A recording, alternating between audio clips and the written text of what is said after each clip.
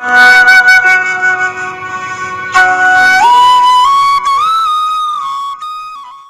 Everyone, welcome to Patel ma'am academy.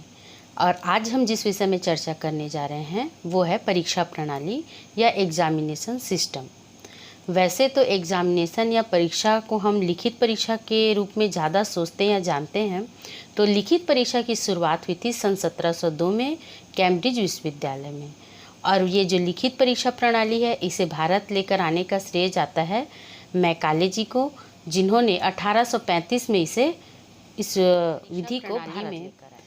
जो परीक्षा होती है वो साल के अंत में होती है और परीक्षा के लिए कुछ निश्चित पैटर्न होता है कि आपको 20 में से 5 प्रश्न हल करने हैं या 10 में से 5 प्रश्न हल करने हैं, और उसी के अनुसार बच्चे की जो भी उपलब्धि है उसे मार्किंग या अंक प्रदान किया जाता है। तो क्या आप ये बता सकते हैं कि जो पूरे साल भर का सिलेबस है वो क्या 5 प्रश्न में कवर हो सकता है? ये सही नहीं है। इसी प्रकार से हम देखते हैं कि अधिकतर परीक्षाओं में लिखित परीक्षा ही होती है। हाँ, अगर कुछ विज्ञान के विषय, मनोविज्ञान या ललित कला का विषय है तो उसमें प्रैक्टिकल एग्ज़ाम होता है, परंतु अधिकतर विषयों में लिखित परीक्षा ही होती है। तो किसी बच्चे के सभी पक्षों को छोड़कर सिर्फ रिटेन में ही, सिर्फ लिखित परीक्षा में ही उसे पास या फेल कर देना कहाँ तक देखते हैं कि सही। किसी विद्यालय में शिक्षा देने से ज़्यादा महत्वपूर्ण परीक्षा को कैसे संपन्न कराएं, इसी में शिक्षकों और विद्यार्थियों का ज़्यादा समय चला जाता है। इस प्रकार से और भी कई दोष हैं परीक्षा प्रणाली के। इन परीक्षा प्रणाली के दोषों को दूर करने के लिए शिक्षाविदों ने समय समय पे और बेहतर से बेहतरीन परीक्षा प्रणालियों के बारे में लोगों को अवगत कराया या उसे लागू करने के लिए सलाह दी। उनमें अगर हम देखते हैं तो आता है बाह्य परीक्षा, जिसे एक्सटर्नल एग्जामिनेशन भी कहा जाता है, आंतरिक परीक्षा या इंटरनल एग्ज़ाम। इसके अलावा जो आंतरिक मूल्यांकन होता है, इंटरनल इवैल्यूएशन, ग्रेडिंग प्रणाली या ग्रेडिंग सिस्टम, सेमेस्टर प्रणाली, सेमेस्टर सिस्टम, प्रश्न बैंक, ये सारी जो तकनीकें होती हैं, CC, continuous and comprehensive evaluation, इन सब परीक्षा प्रणालियों को एक बेहतर ढंग से अपने स्कूलों में, अपने विद्यालयों में योजनाबद्ध रूप से प्रयोग करने की सलाह दी गई। और अभी के वर्तमान संदर्भ में जब हम देखते हैं कि जो शिक्षा है वो अब शिक्षक केंद्रित न होकर छात्र केंद्रित हो चुकी है। पहले का ज़माना, प्राचीन पद्धति कुछ और थी। उस समय शिक्षा की सर्वे सर्वा होता था और शिक्षा के इर्द गिर्द ही पूरी कक्ष सिमटी होती थी।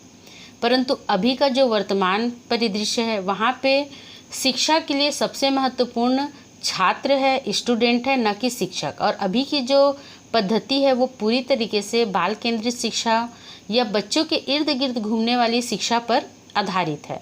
तो यदि शिक्षा बच्चे के लिए है, मूल्यांकन बच्चे के लिए है, तो बच्चे के मूल्यांकन किस प्रकार से लें कि उसके सभी क्षेत्र, यानी कि बच्चे का सभी पक्ष उजागर हो, ना कि एक पक्ष। मान लीजिए कि कोई बच्चा पढ़ने में बहुत अच्छा है, उसकी मेमोरी पावर अच्छी है, उसे हर चीज़ जल्दी याद हो जाता है, हर चीज़ जल्दी समझ में आ जाता है, परंतु उसकी हैंड राइटिंग ठीक नहीं है या फिर वो जल्दी लिख नहीं सकता।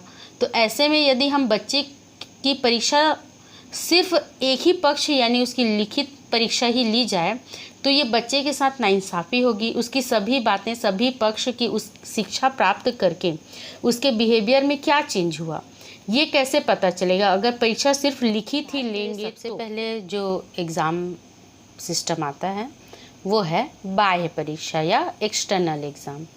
एक्सटर्नल एग्ज़ाम में क्या होता है कि जो परीक्षा होती है उसके लिए 2 प्रकार की परीक्षाएं होती, एक आंतरिक परीक्षा, एक बाह्य परीक्षा। आंतरिक परीक्षा में क्या होता है, जो शिक्षक होता है, जो बच्चे के साथ पूरे साल भर तक टाइम स्पेंड किया रहता है, बच्चे को सिखाया रहता है, वो बच्चे की परीक्षा लेता है। और इसी में जब प्रायोगिक परीक्षा होती है तो शिक्षकों को बाहर से बुलाया जाता है मूल्यांकन के लिए। इन दोनों तंत्रों की कुछ खूबियाँ भी हैं, कुछ खामियाँ भी हैं। जैसे खूबी ये है कि एक शिक्षक और छात्र के बीच में बहुत अच्छा तालमेल हो जाता है, एक दूसरे को, टीचर और छात्र दोनों एक दूसरे को समझ भी सकते हैं। तो एक शिक्षक बेहतरीन ढंग से अपने छात्र का मूल्यांकन कर सकता है। लेकिन यहीं पे इसमें कुछ कमी भी है कि ये भी हो सकता है कि शिक्षक और छात्र के बीच घनिष्ठ संबंध हो तो कई कमियों को, बच्चे की कई गलतियों को शिक्षक नज़रअंदाज कर दे, या उसे ये लगे कि ये बच्चा तो ठीक है पढ़ने में, तो कॉपी को बहुत अच्छे ढंग से ना चेक करे और अपने शुरुआती ज्ञान के आधार पर ही बच्चे को अंक प्रदान कर दें। इसी प्रकार जब बाहर से कोई टीचर आते हैं मूल्यांकन करने के लिए, जिसे हम एक्सटर्नल भी कहते हैं, प्रायोगिक परीक्षा में अक्सर ऐसा होता है, तो वहाँ पे भी बहुत सारी कमियाँ होती हैं कि टीचर सभी एक एक बच्चे को ध्यान ना दे, या फिर एक साथ सामूहिक रूप से सबका एग्ज़ाम ले ले। कोई क्वेश्चन प्रणाली में एक प्रमुख और महत्वपूर्ण परीक्षा प्रणाली है सतत मूल्यांकन। सतत मूल्यांकन जैसा कि नाम से ही जाहिर है, सतत यानी शुरुआत से। जब बच्चा अपने क्लास में प्रथम दिन प्रवेश पाता है, उसी दिन से ही उसके शिक्षक उसका निरीक्षण करना प्रारंभ कर देते हैं, अवलोकन करना प्रारंभ कर देते हैं। बच्चे का निष्पादन स्तर कैसा है, बच्चे ने क्लास में समय से आए, उपस्थित हुआ कि नहीं हुआ, बच्चा प्रार्थना के वक्त पहुंचा कि नहीं पहुंचा, बच्चे ने स्कूल की और भी जो एक्टिविटीज़ होती हैं उसमें पार्टिसिपेट किया कि नहीं किया। इन सब चीज़ों का शुरुआत से ही जब अवलोकन मूल्यांकन किया जाता है, इसे हम सतत मूल्यांकन के अंतर्गत रखते हैं। इसके अलावा बच्चे ने इकाई मूल्यांकन में जो भी साप्ताहिक मूल्यांकन, मासिक मूल्यांकन, इकाई मूल्यांकन, अर्धवार्षिक परीक्षा और बीच में जो त्रैमासिक परीक्षा होती है, इन सब परीक्षाओं को मिलाकर उसने क्या उपलब्धि अर्जित की। सतत मूल्यांकन की सबसे बड़ी खासियत ये होती है कि इसमें जो शिक्षक होता है वो अपने छात्रों की कमियों से भी बखूबी वाकिफ़ होता है और उन कमियों को दूर करने का प्रयास भी इस सतत मूल्यांकन में साथ ही साथ चलता रहता है। ये कोई 3 घंटे की परीक्षा में उसने क्या लिखा, कैसे लिखा, इस पर आधारित नहीं होता है।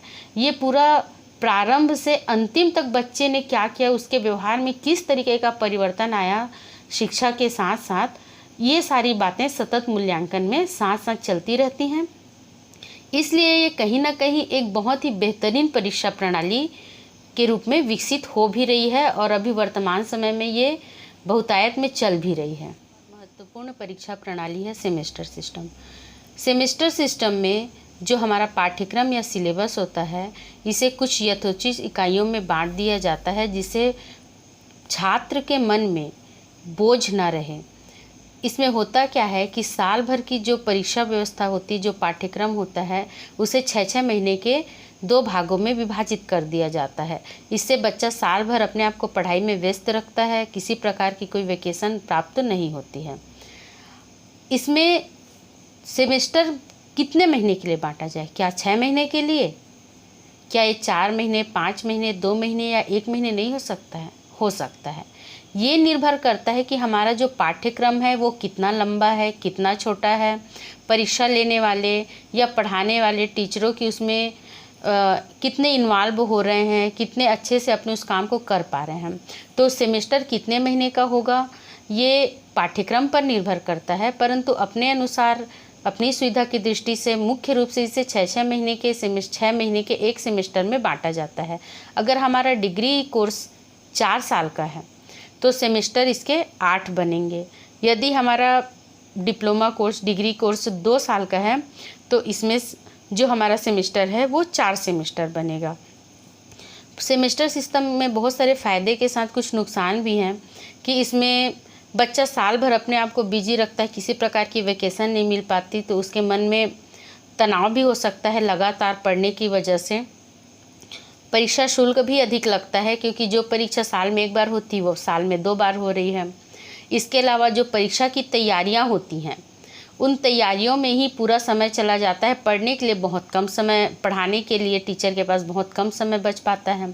कई बार सिलेबस पूरा हो पाता है, कई बार सिलेबस पूरा नहीं हो पाता है। प्रश्न बैंक या क्वेश्चन बैंक, जैसा कि नाम से ही जाहिर है, क्वेश्चन बैंक मुख्य रूप से प्रश्नों का एक संग्रह होता है। इसमें किसी यूनिट को, किसी इकाई को पूरी तरीके से प्रश्नों के माध्यम से किसी प्रश्न बैंक में इकट्ठे कर दिए जाते हैं। छात्रों को इससे ये फ़ायदा होता है कि प्रश्न बैंक को पढ़ने से उन्हें ये आइडिया हो जाता है कि किस प्रकार के प्रश्न परीक्षा में आने वाले हैं और उनका उत्तर किस प्रकार से लिखा जाएगा। प्रश्नों का निर्माण जब अनुभवी और विषय विशेषज्ञ शिक्षकों द्वारा किया जाता है तब तो इसकी वैल्यू बहुत बढ़ जाती है। ये शिक्षकों और छात्रों दोनों के लिए बहुत उपयोगी होता है।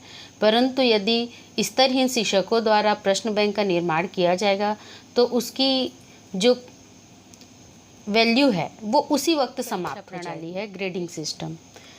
हमारे देश में किसी भी प्रकार की परीक्षा होती है तो उसमें बच्चों की जो उपलब्धि है उसे अंकों में मापा जाता है। अगर बच्चे ने 100 में 33 अंक प्राप्त किए हैं तो वो पास है। अगर 100 में उसने 60 अंक प्राप्त किए हैं तो उसका प्रथम स्थान है। इस तरीके से नंबर के हिसाब से बच्चे की रैंकिंग की जाती है। परंतु आप विडंबना देखिए कि अगर कोई बच्चा 32 नंबर लाया, 100 में अगर कोई बच्चा 33 पासिंग मार्क्स है और 32 नंबर लाया तो वो फेल माना जाएगा। अगर बच्चे ने 59 नंबर गेन किए तो उसे सेकेंड डिवीज़न माना जाएगा। अगर किसी बच्चे ने 60 नंबर ले आए, 60 नंबर गेन किए, 60 नंबर्स, तो उसे यह माना जाएगा कि ये फर्स्ट डिवीज़न है। एक छोटे से एक नंबर के ऊपर नीचे होने के कारण बच्चा पास हो गया, फेल हो गया। और यदि कोई बच्चा फेल हो जाता है तो उसके मन में कितना तनाव उत्पन्न होगा आप सोच कर देखिए। तो ये जो तनाव है इसे कम करने के लिए नई शिक्षा नीति में लाया गया ग्रेडिंग प्रणाली, जो एग्जामिनेशन सिस्टम का एक नया रूप था। ग्रेडिंग प्रणाली में बच्चे को नंबर ना देकर ग्रेड दिया जाता है, A grade, B grade, C grade, D grade. तो इसमें क्या होता है, बच्चे के मन में किसी प्रकार की दुर्भावना नहीं आती, फेल होने वाली फीलिंग नहीं आती। फेल होने के बाद जो तनाव होता है वो नहीं है कि हम अपने काम को कितनी जवाबदेही के साथ करते हैं। अगर हमने अपने लिए शिक्षा का ये व्यवसाय चुना है तो ये सिर्फ व्यवसाय नहीं है। हम अगर ईमानदारी के साथ अपने काम को करते हैं, अगर हम बच्चे को कुछ सिखाते हैं और उसका ये मूल्यांकन कर रहे हैं कि उसने कितना सीखा, और अगर नहीं सीख पा रहा है बच्चा तो उसमें हम क्या संशोधन करें अपने जो टीचिंग पटेल मैम एकेडमी।